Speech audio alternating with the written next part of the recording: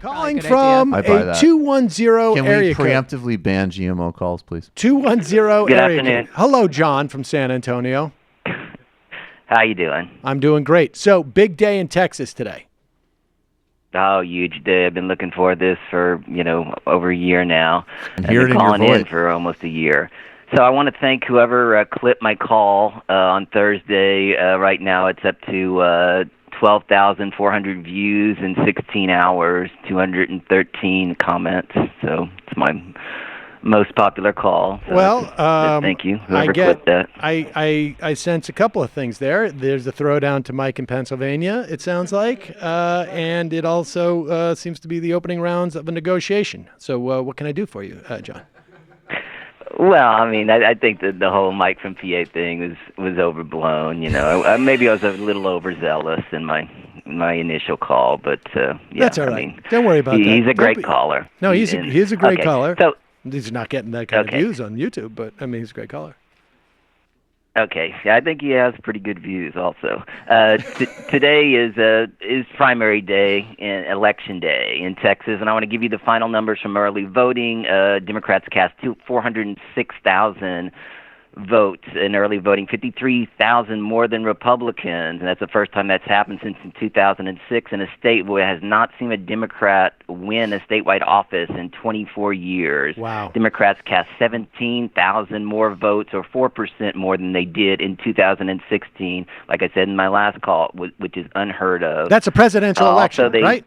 I mean, we're Right, that's talking... a presidential election, Hillary and Bernie, and they had more early votes this year than that election. Wow. For Democrats.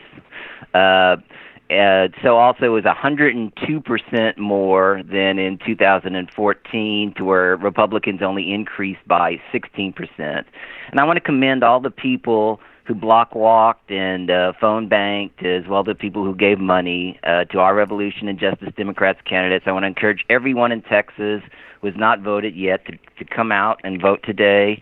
I vote in every election, but many times I vote for a candidate who will do the least amount of damage. But with the emergence of our Revolution and Justice Democrats, I finally feel like there are candidates who I can vote for who support my values. I've talked about our Revolution-endorsed candidates, Derek Crow, who's running the 21st District, and Rick Trevino, who's running the 23rd District, more than any other candidate. So I'm going to put in a final plug for them. Other U.S. House candidates I support are Laura Moser in the most flippable district in Texas, according to PPP polling conducted in November, where a generic Democrat is leading incumbent Republican John Culberson by 10 points. In a Republican poll, Moser was in second place at 17% behind Lizzie Pinnell Fletcher, who leads at 28%. There's 25% undecided. So is there a runoff situation there or no? It's right. Do you have to get over 50% of the vote? Yes, you do. And the runoffs are going to be pretty soon, too. They're going to be in May. And so, I think the reason they're doing it so early is Republicans want a lot of time to throw money at people before November. Right.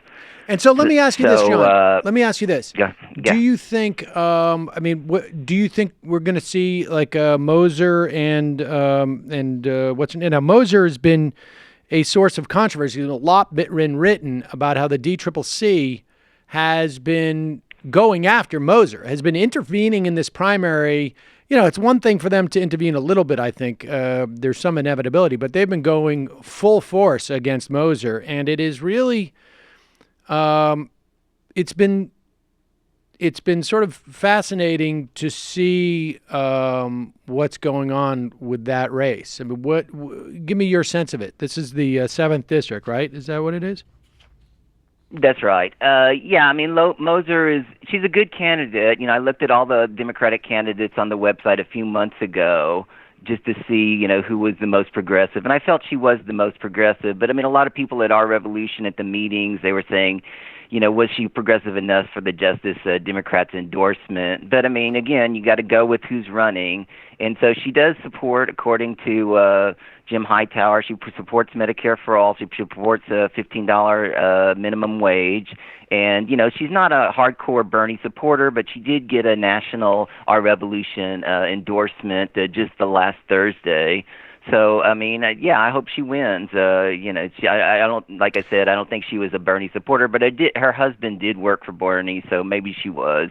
So I'm real hopeful that she will get in the runoff, and so that I'm real glad. I'll be happy if she does. Some other people are like in the 10th district. There's somebody by the name of Mike Siegel who's supported by Our Revolution Texas. And this is a district that includes North Austin and goes to the Houston area. This is a district that Trump won by 9.18 points. So you may say, well, that Democrats are gonna have a hard time flipping this district. But if you look at all the special elections, in the Trump-Clinton metric, it's been a 16-point turn towards the Democrats. In the head-to-head metric, it's been 21 points. And so that's why all these people are talking about tsunamis happening. And if this tsunami does happen, these are winnable districts, and we could get an Our Revolution candidate winning in this district. And the same thing could happen in the 22nd district, which covers the Houston suburbs. And Trump only won that district by 7.88. And Our Revolution endorsed Steve Brown, who's running third in fundraising, could win that district and could get in the runoff. Chris Perry in the 25th district, who's a Bernie supporter, I've had a conversation with. He decided to go from the 21st to the 25th, runs from Austin all the way, just to the west of Austin, and runs all the way up to Fort Worth. That was a district that Trump won by 15, so that's going to be a little bit harder. But right. He is the leading fundraiser, and so he could win that district also. And I just want to say that, with all the talk, it was another great interview with Dan. I always love his interviews. What people need to do is vote these, moderate and conservatives, and I think we should start calling these people conservative Democrats, not calling them centrist. I mean, right. Call the true centrist, and then call the other ones conservatives. Like, I'm voting for Seymour Hernandez. I got into a debate on my Finn's podcast with an O'Rourke supporter. Beto O'Rourke is, he's a decent candidate, but I mean, like, if you look at 538, he's been, this is a couple of weeks ago when I got the debate, he supported Trump, the 43rd, out of all the Democrats, 43rd most votes for Trump out of Democrats, which is in the conservative realm. He's actually gone towards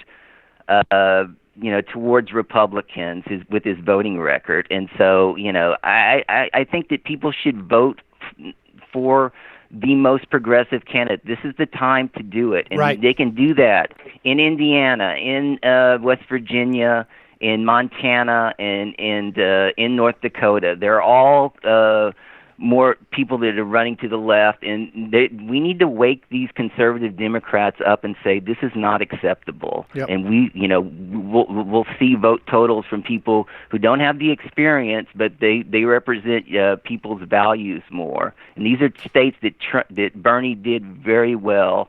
In fact, he won all four of those states that I just mentioned. John, let me ask you, there are two things. I mean, one, I should say, I didn't hear anything you said after you were on somebody else's podcast. Everything else was just a blur for me. I was recovering. I'm sorry. But I've also heard that that a figure that